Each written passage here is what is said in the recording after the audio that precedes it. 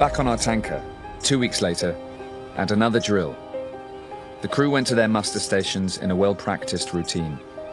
The lifeboat was test-launched again, but this time the gravity brake failed completely, and the lifeboat, weighing over 2 tons, went into free fall, dropping 30 meters into the sea. The operator tried to apply the dead man brake, repeatedly pushing down on the handle without success. With the ship traveling at 16 knots, the main fall wires connecting it to the davit and the remote control wire were too heavily loaded, and they snapped. The operator found himself in the line of fire and was seriously injured by the control wire as it recoiled. The vessel then had to divert for an emergency medevac to get the operator ashore for urgent treatment. Meanwhile, at the LNG carrier, the VIP stepped onto the pilot ladder, and moments later, a large swell lifted the ladder and he lost his footing and fell into the water.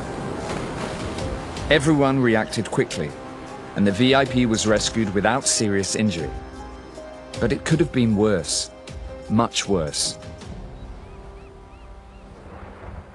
Both stories feature weak signals and highlight the need for strong barriers, just like the ones in the bow tie model we may be familiar with. Each and every barrier has to be strong to ensure that an incident doesn't happen. Each weak signal tells a story about a barrier, and your chronic unease is one of the vital barriers. You need to take action when you identify a weak signal.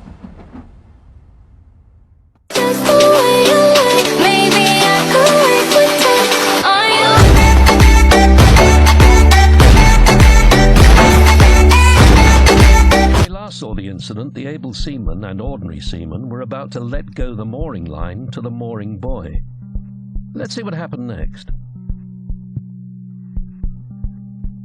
After a short while, the deck officer went to look at how things were going and saw a frantic hand movement from one of the men.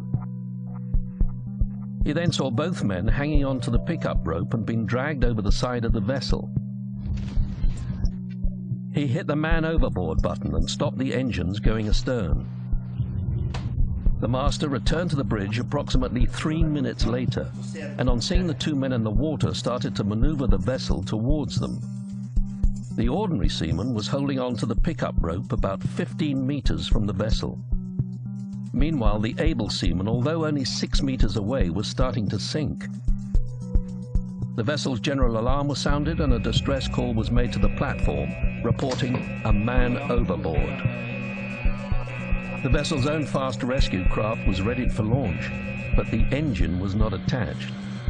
Also, the fuel hoses on the engine were not compatible with the fuel tank, and after 10 minutes it had still not been launched. Sometime later, the fast rescue boat from the platform arrived on the scene and recovered the ordinary seaman from the water. He was subsequently pronounced dead back at the platform.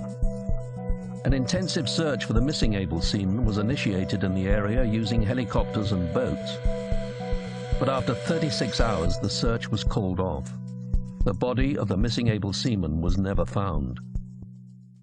Let's now pause for a moment to think about our colleagues who lost their lives in mooring incidents.